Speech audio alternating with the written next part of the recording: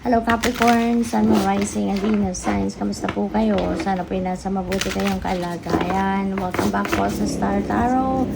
Kung bago po kayo dito, welcome din kayo. Thank you for your support. I truly appreciate it. God bless you. At ang pauna mensahe, no, nagpaiwan na talaga siya. Don't worry, darling. You'll find your way. Ayan. So, parang binubulungan kayo ngayon ng alay ninyo, no, sa spirit realm. Na huwag kayong mag-alala, you'll find your way. Huwag kayong mag-alala kasi kung ano man ang gumugulo sa isip ninyo, ano man yung nagpapalito sa inyo, you know, mahahanapan mo din yan ng direction.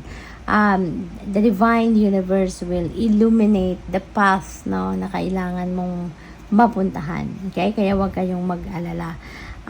You will be able to overcome your obstacles, you know, mahahanapan mo ng solusyon ng problema, mahahanapan mo ng way out yung mga pagsubok sa buhay ninyo, and eventually you will be able to find the joy and happiness in your heart, no? At magiging malaya ka, no, from problems, magiging malaya ka na from dealing with the obstacles, no, kasi mahahanap mo, no, yung solusyon.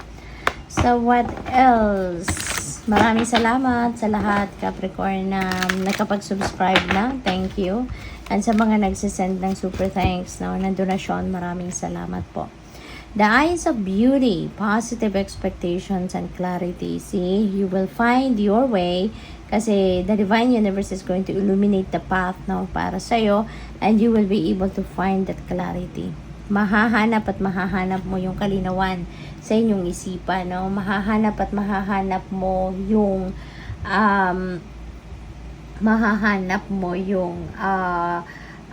clear direction of where you are heading. Kaya wag kang mag-alala, wag kang mamroblema na naguguluhan ka, no? Ang importante, makikinig ka sa iyong intuition, makikinig ka lagi sa gut feel ninyo, at saka lagi kayong magdadasal, no? Lagi kayong magdadasal at wag kayong mawawala ng pag-asa, no? Kasi lahat ng problema may solusyon.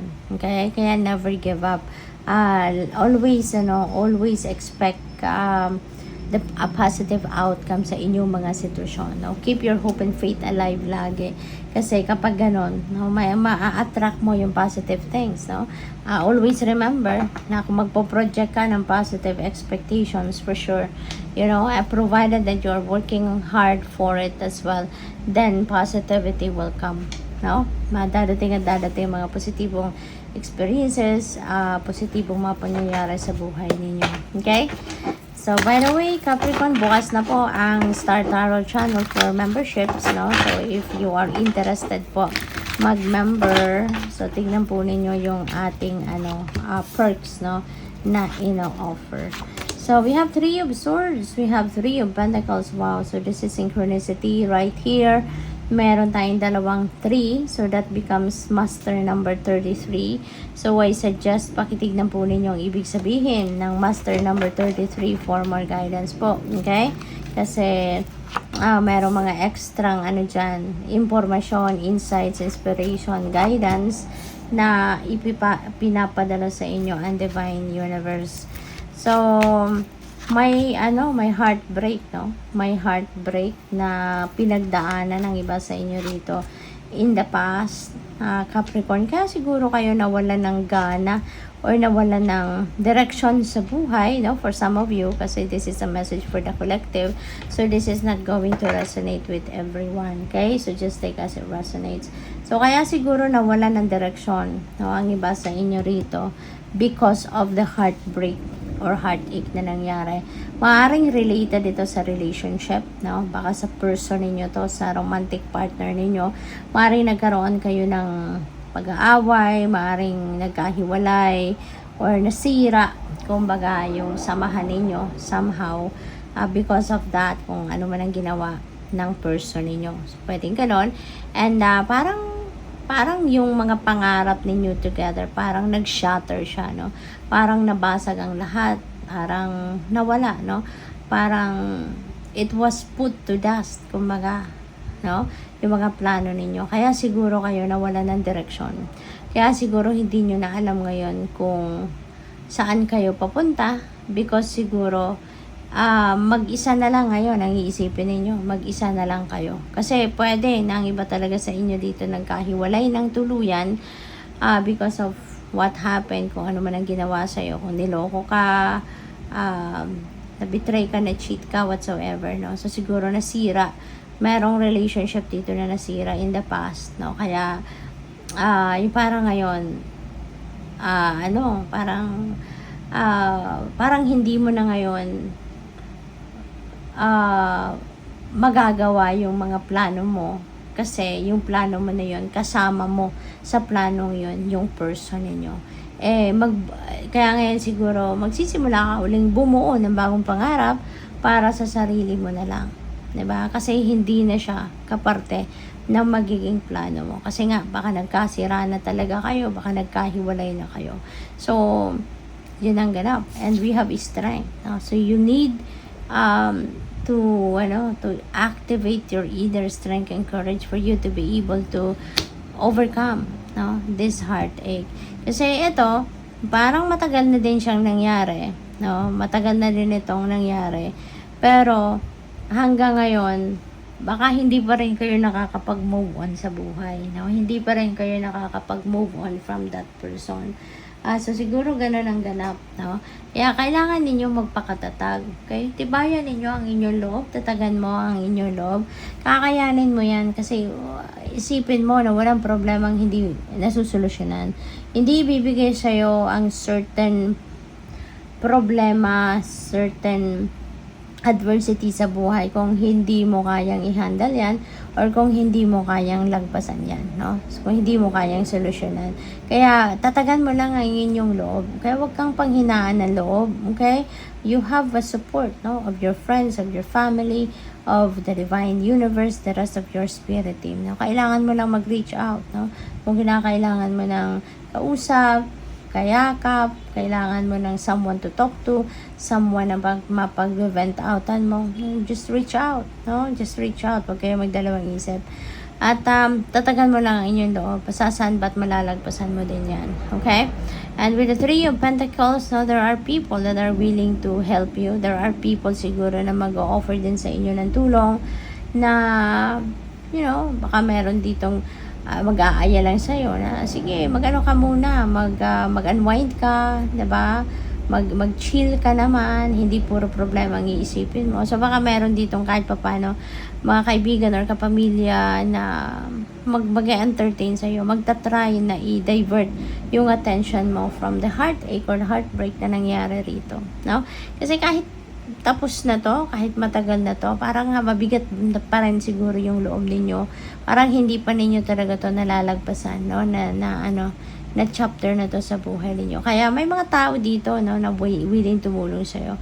May mga tao na nakikita nila, no, na kailangan mo ng support. Kaya yan, siguro nilalapitan ka din, kinakausap ka, they're trying to entertain you, they're trying to divert your attention to something else.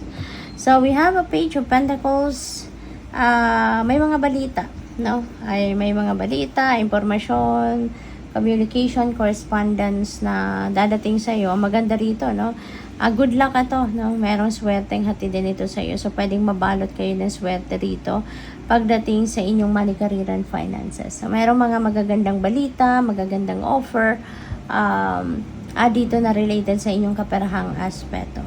Page of Wands, no? So, pwedeng ang mga balitang ito, it's about opportunities. Maaaring about yan sa mga oportunidad na pwedeng pagkakakitaan, bagong trabaho, bagong career, bagong negosyo, pwedeng gano'n, no? At baka, no, magamit ninyo rito yung para sa iba sa inyo, baka magamit ninyo yung mga talents ninyo, mga gifts ninyo, yung gano'n. Tsaka yun nga, no, strength, kailangan mo ng lakas ng loob. Okay? Tatagan mo lang ang inyong loob. Kasi alalahanin ninyo, di ba? Inner strength, no? Yung courage ninyo can move mountains. Kahit ano, no? Kapag matibay ang inyong loob, malakas ang loob ninyo, makakayanan ninyong lagpasan lahat kahit anumang klaseng problema ang dumating sa buhay ninyo. Kaya yun ang gisingin ninyo sa sarili ninyo. Okay? We have 7 of Pentacles. And for some of you, you are waiting, no? You are waiting for the fruit of your labor. Siguro binibisita ninyo sa ngayon, no? Kung ano na mga ginawa ninyo. Parang nag-i-evaluate kayo ng sarili ninyo. Parang siguro pinag-iisipan ninyo, teka lang, ano na mga nagawa ko? 'Di ba? Kasi malinaw sa isip ninyo yung goal, no? Meron kayong goal dito na you've tried to work on it, no? At kayo siguro baka feeling ninyo tapos nyo na, no? Kaya naghihintay na kayo na resulta, naghihintay na kayo ng bunga ng inyong pagsisikap dito. So, ngayon siguro you are evaluating, no, yourself kung ano na nagawa ninyo, maybe this is also a time that you are going to make plans, no, for the future.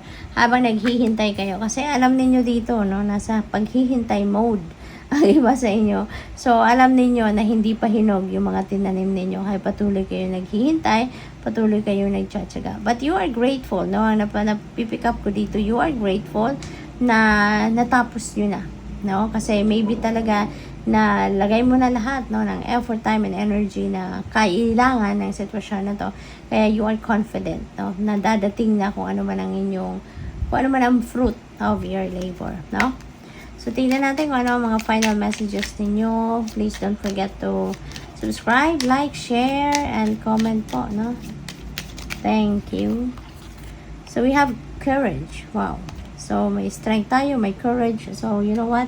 Ibig sabihin nito, Capricorn, baka napaghihinaan talaga ng loob ang iba sa inyo. No? So, please, gisingin ninyo yung inyong inner strength and courage sa sarili ninyo. No? Meron kayo yan. We are all equipped with courage and inner strength. Minsan lang pinapatulog natin yan, no? Kaya ngayong gisingin ninyo at talakasan ninyo ang loob, gamitin ninyo yung tapang ninyo sa ngayon, no? Sa pagharap sa hamon ng buhay at pasasaan ba't malalagpasan mo din yan, no? Tiwala ka lang sa divine plan, tiwala ka sa universe, tiwala ka sa inyong kakayanan. Okay, good luck sa'yo. Thank you for watching. Love and light. Namaste.